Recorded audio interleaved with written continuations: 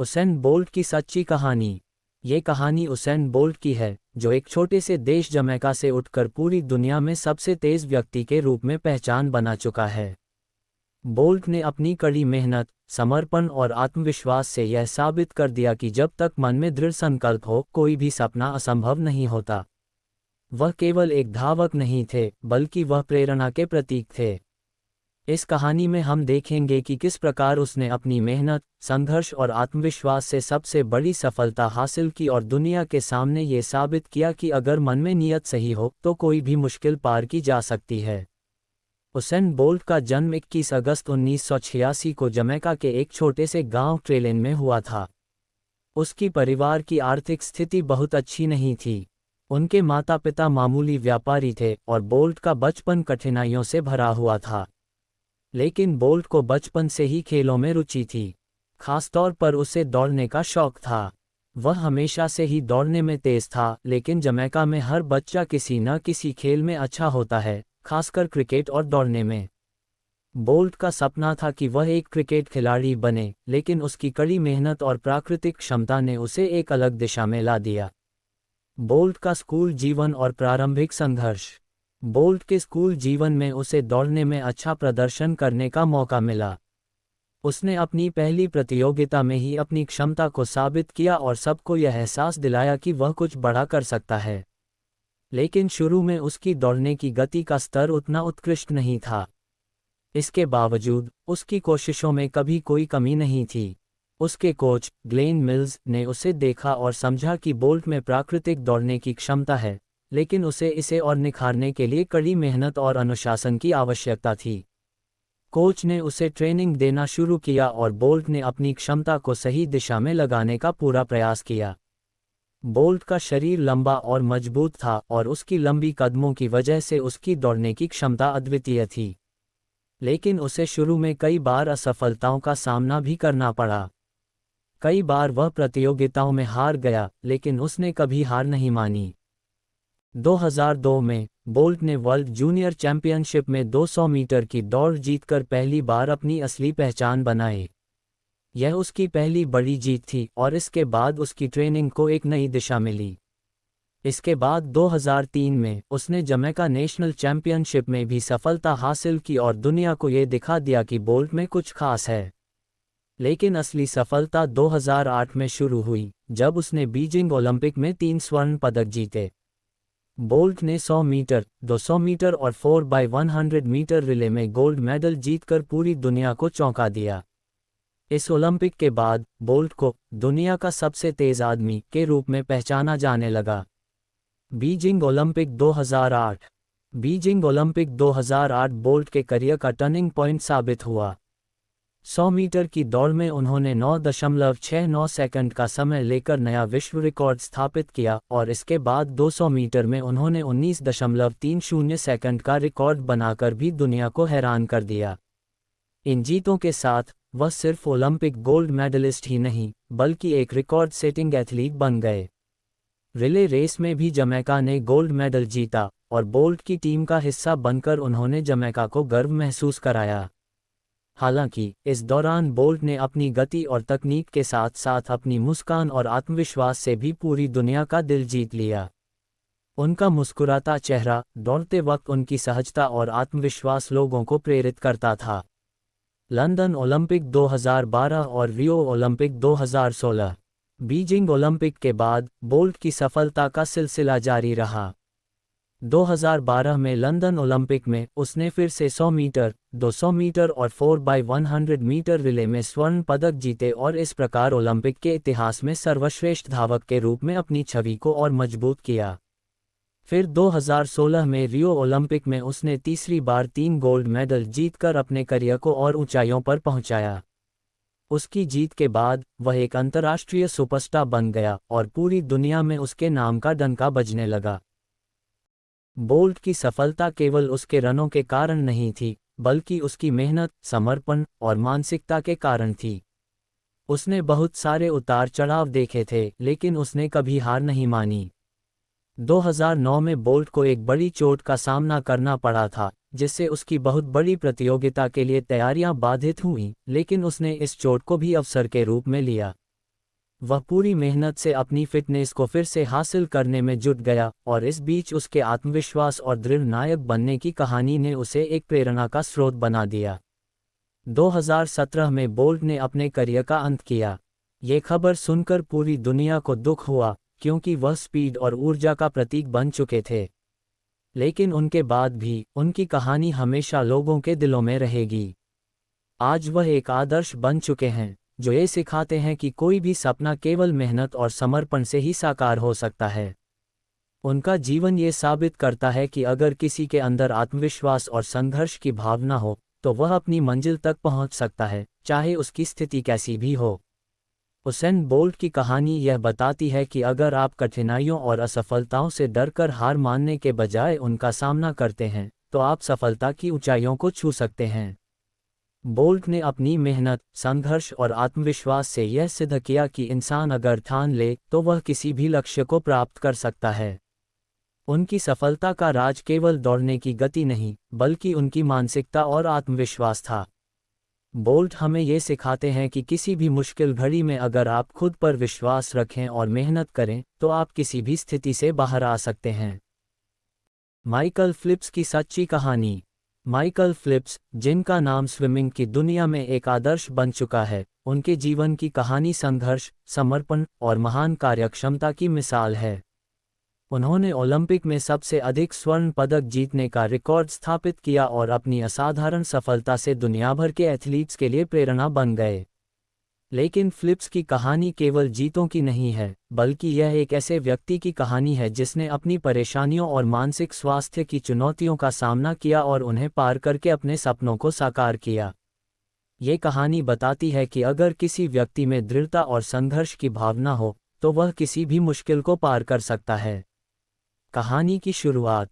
Michael Philips का जन्म 30 जून 1985 को बाल्टीमोर, मैरीलैंड में हुआ। फिलिप्स का बचपन सामान्य नहीं था। जब वह छोटे थे, तो उन्हें ADHD, attention deficit hyperactivity disorder था, जिसका मतलब था कि उनका ध्यान आसानी से भटक जाता था और वह एक जगह पर ज़्यादा देर तक नहीं बैठ पाते थे। इसके कारण उनका स्कूल में प्रदर्शन भी बहुत अच्छा नहीं था।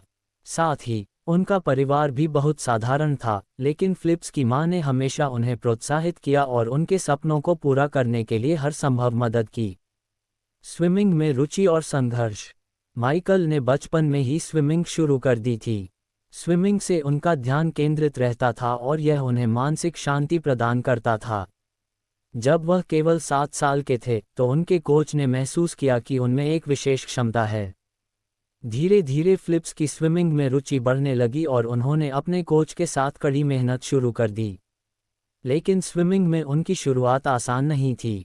कई बार उन्होंने हार का सामना किया और उन्हें अपनी क्षमता पर संदेह भी हुआ, लेकिन उनकी मां और कोच ने उन्हें कभी हार मानने नहीं दिया। 12 साल की उम्र में फिलिप्स ने अपना पहला राष्ट्रीय रिकॉर्ड तोड़ा और इसके बाद उनका आत्मविश्वास बढ़ने लगा। पहली सफलता। 2000 में, जब फिलिप्स केवल 15 साल के थे, तो उन्होंने तारांकन सिडनी ओलंपिक तारांकन में प्रतिस्पर्धा की। हालांकि वह कोई पदक नहीं जीत पाए, लेकिन ओलंपिक में हिस्सा लेना उनके लिए एक बड़ा अनुभव था। यह उनकी पहली ओलंपिक यात्रा थी और इसे उन्होंने एक बड़े आत्मविश्वास और नई उम्मीद के साथ लिया। उनके प्रदर्शन से यह स्पष्ट हो गया कि वह भविष्य में एक बड़ी सफलता हासिल कर सकते हैं। 2004 एथेंस ओलंपिक। फिलिप्स के लिए ओलंपिक का असली सफ़र 2004 में एथेंस ओलंपिक से शुरू हुआ। उस समय उनकी उम्र केवल 19 साल थी, लेकिन उनका प्रदर्शन बहुत ही प्रभावशाली था। इस ओलंपिक में उन्होंने 6 स्वर्ण और 2 कांस्य पदक जीते। यह उपलब्धि अपने आप में एक ऐतिहासिक मील का पत्थर थी। फिलिप्स ने ये साबित कर दिया कि वह स्विमिंग के महानतम एथलीट्स में से एक हैं।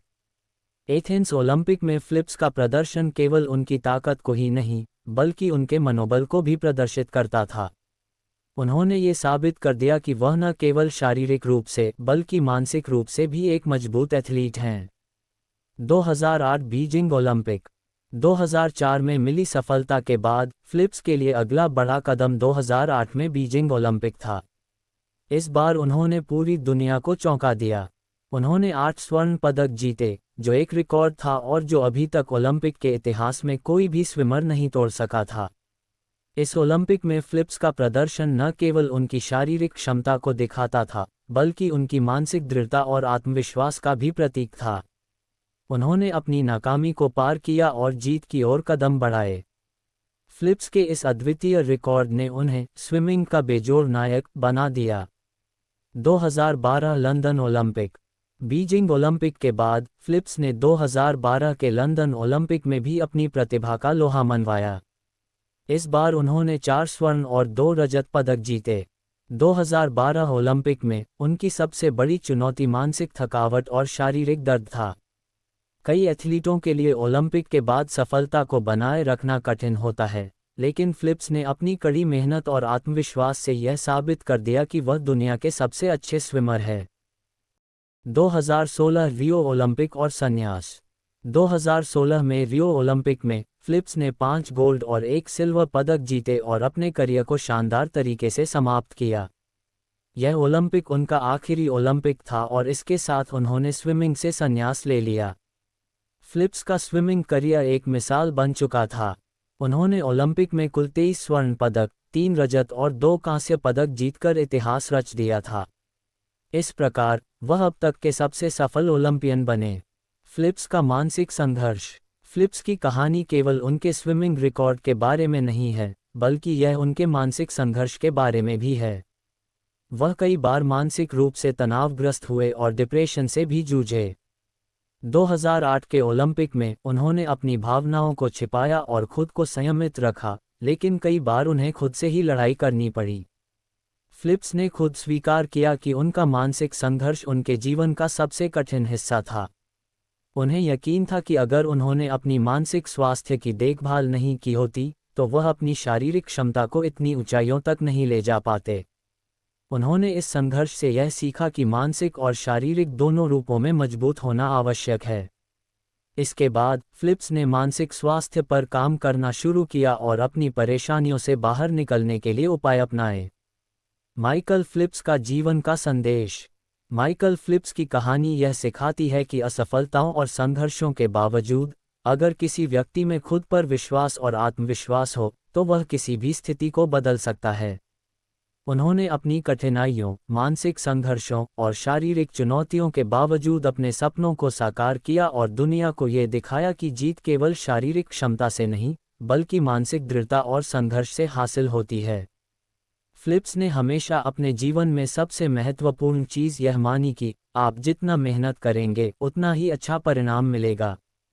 उनका जीवन ये साबित करता है कि किसी भी लक्ष्य को प्राप्त करने के लिए मेहनत, आत्मविश्वास और मानसिक स्थिरता की आवश्यकता होती है। मेजर ध्यानचंद की सच्ची कहानी। मेजर ध्यानचंद का नाम भारतीय हॉकी के इतिहास में स्वर्ण अक्षरों में लिखा गया है। वे न केवल भारत के महानतम हॉकी खिलाड़ियों में से एक हैं, बल्कि दुनिया के सर्वश्रेष्ठ हॉकी खिलाड़ियों में उनकी गिनती होती है। उनका खेल, उनकी कड़ी मेहनत, समर्पण और उनकी प्रतिभा आज भी सभी के लिए प्रेरणा का स्रोत है। इस कहानी में हम जानेंगे मेजर ध्यानचंद के संघर्ष, उनकी सफलता और उनके जीवन के अद्वितीय क्षणों के बारे में। कहानी की शुरुआत। मेजर ध्यानचंद का जन्म 29 अगस्त 1905 को इलाहाबाद, अब प्रयागराज, उत्तर प्रदेश में हुआ था। उनका असली नाम तारानकंद ध्यान सिंह था, लेकिन उनका प्रसिद्ध नाम ध्यानचंद पड़ा। उनका परिवार बहुत साधारण था और उनके पिता शिवनाथ सिंह एक सेना में जूनियर अधिकारी थे। ध्यानचंद का बचपन गरीबी में बीता, लेकिन उनके भीतर एक अद्भुत खेल भावना और उत्साह था। ध्यानचंद के लिए हॉकी एक आकस्मिक खेल नहीं था, यह उनके जीवन का हिस्सा बन गया था। जब वे 16 साल के थे, तो उन्होंने अपनी सेना की ट्रेनिंग शुरू की और यहीं से उनका हॉकी का सफ़र शुरू हुआ। सेना में रहते हुए उन्होंने अपनी हॉकी की क्षमताओं को निखारा, जो बाद में उन्हें दुनिया भर में प्रसिद्ध बना दिया। मेजर ध्यानचंद की राष्ट्रीय स्तर पर पहचान 1928 में तब हुई, जब उन्होंने भारत की हॉकी टीम के लिए खेलते हुए एम्स्टर्डम ओलंपिक में स्वर्ण पदक जीता। इस ओलंपिक में भारतीय टीम ने शानदार खेल दिखाया और ध्यानचंद का योगदान अभूतपूर्व था। वे अपनी तेज रफ्तार और अद्वितीय ड्रिबलिंग के लिए प्रसिद्ध थे। 1928 के ओलंपिक में उन्होंने 3 गोल किए और भारतीय टीम ने 24 में से 29 गोल किए, जिसमें से ध्यानचंद के गोल प्रमुख थे। भारतीय टीम की सफलता ने उन्हें हॉकी का जादूगर द विज़र्ड ऑफ हॉकी बना दिया। इस खेल ने न केवल भारत को दुनिया के मानचित्र पर रखा, बल्कि ध्यानचंद को भी एक अंतर्राष्ट्रीय स्टार बना दिया। 1932 और 1936 ओलंपिक। ध्यानचंद की सफलता का सिलसिला 1932 के लॉस एंजल्स ओलंपिक में जारी रहा, जहां उन्होंने अपनी टीम को दूसरी बार स्वर्ण पदक दिलवाया। इस बार भारतीय टीम ने अमेरिकी टीम को हराया और ओलंपिक गोल्ड जीतने का जश्न मनाया। ध्यानचंद की शानदार ड्रिबलिंग और खेल के प्रति उनकी प्रतिबद्धता ने उन्हें पूरी दुनिया में और भी ज़्यादा प्रसिद्ध बना दिया। 1936 में बर्लिन ओलंपिक में ध्यानचंद की कहानी ने एक नया मोड़ लिया। ये वह ओलंपिक था जहां उन्होंने पूरी दुनिया को अपनी असाधारण क्षमताओं से हैरान कर दिया।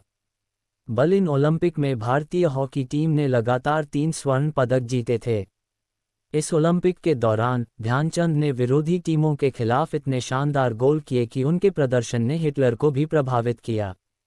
कहानी के अनुसार हिटलर ने ध्यानचंद को अपनी टीम में शामिल होने का प्रस्ताव दिया था, लेकिन ध्यानचंद ने इसे ठुकरा दिया और कहा कि वह केवल भारत के लिए खेलेंगे। इस घटना ने ध्यानचंद को न केवल भारत में बल्कि विदेशों में भी एक आदर्श बना दिया। ध्यानचंद का खेल और शैली। मेजर ध्यानचंद का हॉकी खेलने का तरीका बिल्कुल अलग था। वह गेंद को अपने हॉकी स्टिक से चिपकाकर बहुत तेजी से दौड़ते थे और उनका ड्रिबलिंग कौशल अद्वितीय था। उनका खेल मैदान में ऐसा लगता था जैसे गेंद उनके स्टिक से चिपक कर चल रही हो और उन्हें गेंद को खोने का सवाल ही नहीं था।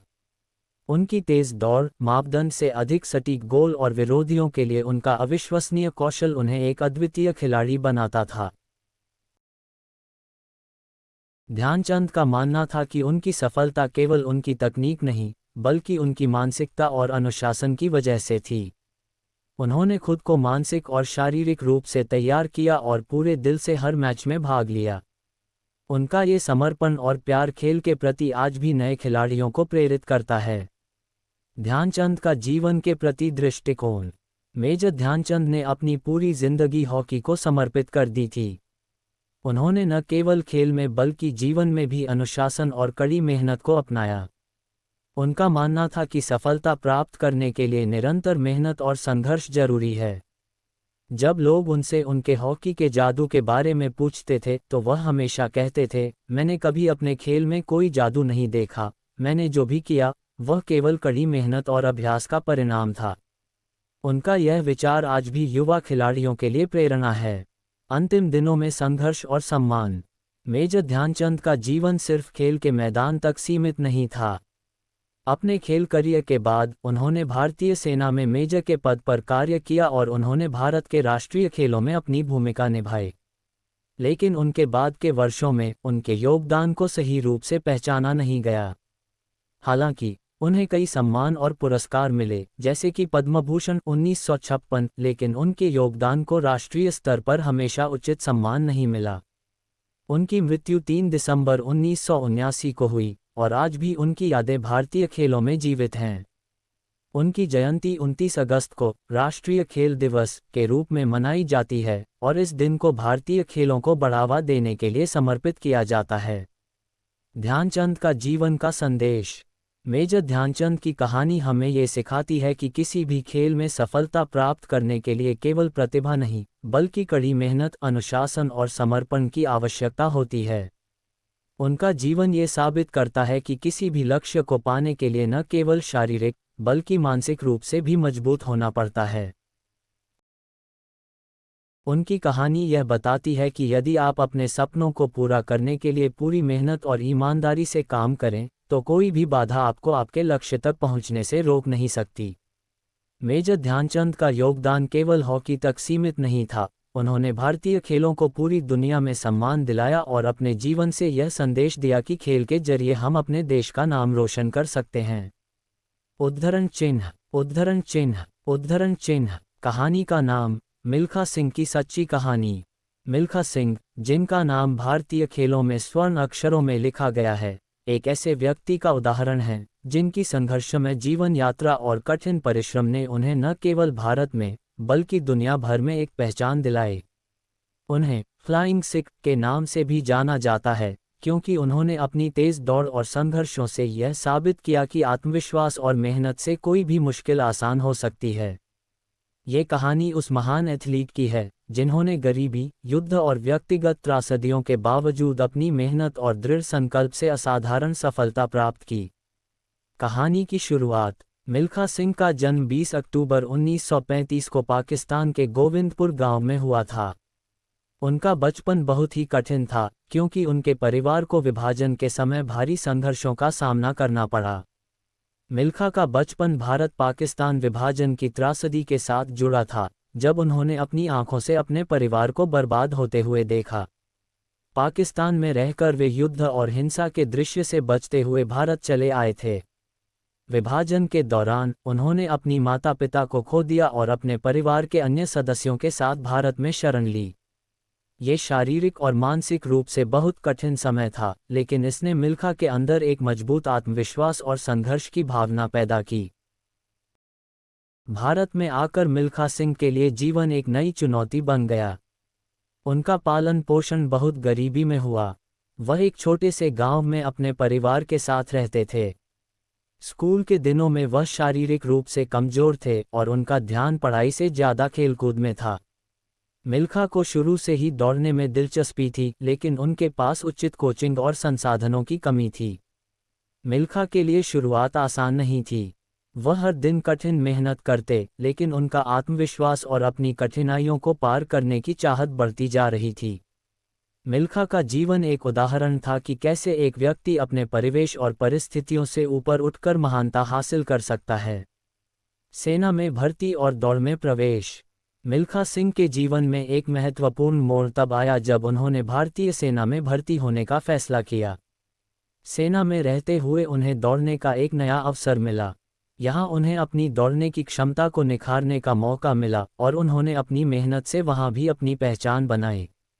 सेना में रहते हुए मिल्खा ने अपनी दौड़ने की क्षमता में सुधार किया और धीरे धीरे उन्होंने राष्ट्रीय स्तर पर दौड़ प्रतियोगिताओं में भाग लेना शुरू किया। वह अपनी तेजी और धैर्य के लिए मशहूर हो गए। राष्ट्रीय स्तर पर सफलता। मिल्खा सिंह की पहली बड़ी सफलता 1958 में हुई, जब उन्होंने काकीनाडा, आंध्र प्रदेश में आयोजित राष्ट्रीय एथलेटिक चैंपियनशिप में 200 मीटर और 400 मीटर दौड़ में स्वर्ण पदक जीते। इसके बाद मिल्खा की जिंदगी में सफलता के दरवाजे खुल गए। 1960 में उन्होंने रोम ओलंपिक में भारत का प्रतिनिधित्व किया और यहीं से उनका सफ़र अंतर्राष्ट्रीय स्तर पर शुरू हुआ। हालांकि रोम ओलंपिक में मिल्खा को पदक नहीं मिला, लेकिन उन्होंने अपनी ज़बरदस्त स्पीड और ताकत से पूरी दुनिया का ध्यान आकर्षित किया। इसके बाद उन्होंने अपनी ट्रेनिंग को और कठिन बना दिया। 1960 रोम ओलंपिक और हार की कहानी। 1960 में मिल्खा सिंह ने रोम ओलंपिक में हिस्सा लिया। उन्होंने 400 मीटर दौड़ में भाग लिया और वह अंतिम 100 मीटर तक पहले स्थान पर थे। हालांकि उन्होंने उस दौड़ में स्वर्ण पदक नहीं जीता, लेकिन उनकी अद्वितीय मेहनत और फाइट ने उन्हें एक नायक बना दिया। इस दौड़ में उन्होंने सिर्फ 1 सेकंड से स्वर्ण पदक खो दिया। उनके प्रदर्शन ने साबित कर दिया कि जब तक किसी के अंदर हार न मानने का जज्बा हो, तब तक कोई भी मुश्किल उसे रोक नहीं सकती। हालांकि मिल्खा को स्वर्ण पदक नहीं मिला, लेकिन उनकी प्रतिष्ठा और खेल के प्रति उनका समर्पण अब पूरी दुनिया में फैल चुका था। उनका आत्मविश्वास और संघर्ष भविष्य में उनके सफलता की कुंजी साबित होने वाले थे। 1964 टोक्यो एशियाई खेल और पदक जीतना। मिल्खा सिंह के लिए असली सफलता का दौर 1964 में शुरू हुआ। उन्होंने टोक्यो एशियाई खेलों में 400 मीटर दौड़ में स्वर्ण पदक जीता और यह उनकी पहली बड़ी अंतर्राष्ट्रीय जीत थी। यह एक बहुत बड़ा अवसर था जिसने उन्हें एक नई पहचान दिलाई। अब वह भारत के सबसे बड़े एथलीट्स में से एक बन चुके थे। उनकी जीत ने केवल उनके लिए नहीं, बल्कि पूरे भारत के लिए एक गर्व का क्षण पैदा किया। मिल्खा की मेहनत, संघर्ष और इच्छाशक्ति ने उन्हें एक नई ऊंचाई पर पहुंचाया। मिल्खा सिंह का फ्लाइंग सिख उपनाम। मिल्खा सिंह की दौड़ने की असाधारण क्षमता और उनकी तेजी के कारण उन्हें फ्लाइंग सिख के उपनाम से सम्मानित किया गया। यह उपनाम उन्हें उनकी गति और ताकत के कारण दिया गया था और यह उपनाम उनके जीवन का एक अभिन्न हिस्सा बन गया। मिल्खा सिंह की जीवन यात्रा में संघर्ष की कई कहानियां हैं, लेकिन उन्होंने कभी हार नहीं मानी। उनकी व्यक्तिगत जिंदगी में भी कई कठिनाइयां थीं। उनका परिवार हमेशा उनके साथ था और उनकी पत्नी, निर्मल कौर, जो खुद एक राष्ट्रीय वॉलीबॉल खिलाड़ी थीं, ने उनका साथ दिया। मिल्खा ने अपनी पत्नी से बहुत प्यार किया और उनका समर्थन हमेशा उनके लिए प्रेरणा का स्रोत बना। मिल्खा सिंह की कहानी उनके जीवन में हुए अनगिनत संघर्षों की एक लंबी यात्रा है। उनकी कड़ी मेहनत और उच्च मानक तक पहुंचने की महत्वाकांक्षा ने उन्हें अपनी असाधारण सफलता तक पहुंचाया। जीवन में कई उतार चढ़ाव के बावजूद वह कभी हार नहीं मानते थे। उनका यह विश्वास और संघर्ष भारतीय खेल जगत के लिए एक अमूल्य धरोहर है। मिल्खा सिंह की कहानी हमें ये सिखाती है कि किसी भी क्षेत्र में सफलता प्राप्त करने के लिए केवल टैलेंट नहीं, बल्कि दृढ़ नायक बनने के लिए संघर्ष, समर्पण और कड़ी मेहनत भी जरूरी है। उन्होंने अपनी जिंदगी में जो कुछ भी हासिल किया, वह सिर्फ अपनी मेहनत और संघर्ष का परिणाम था। मिल्खा सिंह का जीवन ये साबित करता है कि अगर हम अपने सपनों को साकार करने के लिए समर्पित हों, तो कोई भी मुश्किल हमें रोक नहीं सकती। उनकी पूरी यात्रा एक प्रेरणा है और हमेशा भारतीय खेलों में उनका योगदान और संघर्ष याद किया जाएगा। उद्धरण चिन्ह। मेरी कॉम की सच्ची कहानी। भारत की सबसे प्रसिद्ध महिला बॉक्सिंग चैंपियन मेरी कॉम, जिनका नाम पूरी दुनिया में जाना जाता है, एक ऐसी प्रेरणा है जिनकी संघर्षमय जीवन यात्रा हमें ये सिखाती है कि परिस्थितियां चाहे जैसी भी हों, यदि हम सच्चे दिल से मेहनत करें तो हम किसी भी मुकाम को हासिल कर सकते हैं। मैनी के नाम से मशहूर मेरी कॉम ने न केवल भारत बल्कि पूरी दुनिया में अपनी कड़ी मेहनत और जुझारू दृष्टिकोण से मुक्केबाजी में सफलता की नई ऊंचाइयां हासिल की। उनका जीवन एक कहानी है उस मजबूत इरादे और संघर्ष की, जिसे उन्होंने अपने सपनों को साकार करने के लिए झेला। इस कहानी में हम जानेंगे कि कैसे एक छोटी सी लड़की, जो मणिपुर के एक गांव से आई थी, ने बॉक्सिंग की दुनिया में नाम कमाया और क्वीन ऑफ बॉक्सिंग की उपाधि प्राप्त की। मेरी कॉम का जन्म 24 नवंबर 1982 को मणिपुर के एक छोटे से गांव मिर्ग में हुआ। उनके परिवार की आर्थिक स्थिति बहुत अच्छी नहीं थी। उनके पिता इंगमायम कोम एक किसान थे और उनकी मां राजमाती देवी एक घरेलू महिला थीं। उनका परिवार बेहद साधारण था और उनके पास बहुत कम संसाधन थे। बचपन में मेरी के पास खेलने के लिए अधिक खिलौने नहीं थे, लेकिन उन्होंने अपनी बहन से खेलते हुए एक छोटे से खेल में अपनी रुचि देखी। ये खेल था हॉकी। मेरी की शुरुआत हॉकी से हुई थी, लेकिन उनकी मुलाकात बॉक्सिंग से एक दिन अचानक हुई। एक दिन उन्होंने अपने गांव में एक बॉक्सिंग ट्रेनिंग कैंप देखा और उसी समय उनकी रुचि बॉक्सिंग में बदल गई। वह समय उनके जीवन का एक महत्वपूर्ण मोड़ साबित हुआ। शुरुआत का संघर्ष। मेरी के लिए बॉक्सिंग की दुनिया में कदम रखना आसान नहीं था। मणिपुर जैसे छोटे और गांवों में एक लड़की के लिए खेलकूद, विशेषकर बॉक्सिंग, एक गैर पारंपरिक मार्ग था। परिवार में कोई भी बॉक्सिंग से परिचित नहीं था और यह कड़ी मेहनत और अनुशासन की मांग करता था। इसके बावजूद मेरी ने अपने फैसले पर दृढ़ रहते हुए बॉक्सिंग में करियर बनाने का मन बनाया। मेरी कॉम को शुरुआत में बॉक्सिंग में ट्रेनिंग पाने में कई मुश्किलें आईं, क्योंकि उनके पास संसाधन और कोचिंग की सुविधाएं नहीं थीं। लेकिन उन्होंने न केवल इन कठिनाइयों का सामना किया, बल्कि उन्हें पार भी किया। उन्होंने नियमित रूप से ट्रेनिंग की और अपनी फिटनेस पर ध्यान दिया। मेरी ने बॉक्सिंग में खुद को साबित करने के लिए कठोर प्रशिक्षण लिया। उनकी कठिन मेहनत और समर्पण के परिणामस्वरूप उन्होंने 2000 में मणिपुर की राज्य चैंपियनशिप जीत ली। ये शुरुआत थी और इसके बाद मेरी ने भारतीय बॉक्सिंग की दुनिया में धीरे धीरे अपनी पहचान बनानी शुरू की। 2002 में उन्होंने एशियाई चैंपियनशिप में कांस्य पदक जीता। उनकी यह सफलता उनके आत्मविश्वास को और मजबूत बना गई। अब वह राष्ट्रीय स्तर पर भी अपनी जगह बनाने में सफल हो रही थीं, लेकिन उनका सपना अभी भी बहुत बड़ा था। वह अंतर्राष्ट्रीय बॉक्सिंग में अपना नाम बनाना चाहती थीं। मेरी कॉम के जीवन में 2006 का साल एक निर्णायक पल था। इस वर्ष उन्होंने आईबा महिला विश्व बॉक्सिंग चैंपियनशिप में गोल्ड मेडल जीतकर अपनी उपस्थिति दर्ज कराई। यह उनका पहला बड़ा अंतर्राष्ट्रीय खिताब था और इसने उन्हें बॉक्सिंग की दुनिया में एक स्टार बना दिया। विश्व चैंपियनशिप में उनकी जीत ने न केवल भारत को गर्व महसूस कराया, बल्कि बॉक्सिंग में एक नई पहचान बनाई। मेरी का ये स्वर्ण पदक उनके दृढ़ संकल्प और संघर्ष की कहानी का प्रतीक था। अंतर्राष्ट्रीय मंच पर मेरी की सफलता। मेरी ने इसके बाद लगातार अपनी सफलता की झलक दिखाई। उन्होंने 2010 में ग्वांगझू एशियाई खेलों में स्वर्ण पदक जीतकर अपनी काबिलियत को और साबित किया। इसके बाद 2012 में लंदन ओलंपिक में उन्होंने ब्रॉन्ज पदक जीता, जिससे उन्हें वैश्विक मंच पर पहचान मिली। मेरी के लिए यह ओलंपिक यात्रा भी संघर्षों से भरी थी। उनकी मानसिक स्थिति, शारीरिक दर्द और थकान के बावजूद उन्होंने अपने लक्ष्यों को हासिल किया।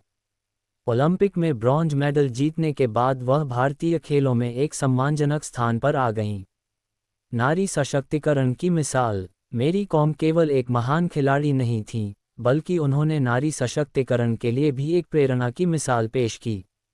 उनका जीवन ये दर्शाता है कि एक महिला जो समाज की पारंपरिक धाराओं से बाहर जाकर अपने सपनों को पूरा करती है, वह न केवल अपनी सफलता के लिए प्रेरणा बनती है, बल्कि अन्य महिलाओं के लिए भी एक रास्ता खोलती है।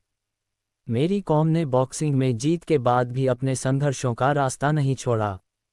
उन्होंने हमेशा ये सिद्ध किया कि कठिनाइयों से लड़कर ही असली सफलता मिलती है। पारिवारिक जीवन और संघर्ष। मेरी के जीवन में एक और महत्वपूर्ण मोड़ तब आया जब उन्होंने 2005 में डोनाल्ड लेविन से शादी की और 2 बच्चों की मां बनी। लेकिन शादी और बच्चों के बाद भी उन्होंने अपनी बॉक्सिंग को कभी नहीं छोड़ा।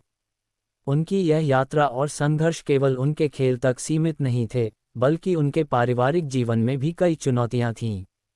एक मां होने के बावजूद मेरी ने अपने परिवार और बॉक्सिंग के बीच संतुलन बनाए रखा और एक आदर्श स्थापित किया कि एक महिला को अपने सपनों का पालन करने का पूरा अधिकार है, चाहे वह किसी भी भूमिका में हो। मेरी कॉम को उनकी उपलब्धियों के लिए कई महत्वपूर्ण पुरस्कार मिले। उन्हें पद्मश्री, पद्म भूषण और राजीव गांधी खेल रत्न पुरस्कार जैसे सम्मान प्राप्त हुए। इसके अलावा उनकी सफलता के कारण उन्हें कई राष्ट्रीय और अंतर्राष्ट्रीय मंचों पर सम्मानित किया गया। लेकिन उनके लिए सबसे बड़ा पुरस्कार था जब उन्होंने भारत के प्रत्येक कोने में अपनी प्रेरक यात्रा से लाखों युवाओं को आत्मविश्वास और साहस दिया। मेरी कॉम का संदेश। मेरी कॉम का जीवन एक संघर्ष, समर्पण और सफलता की कहानी है।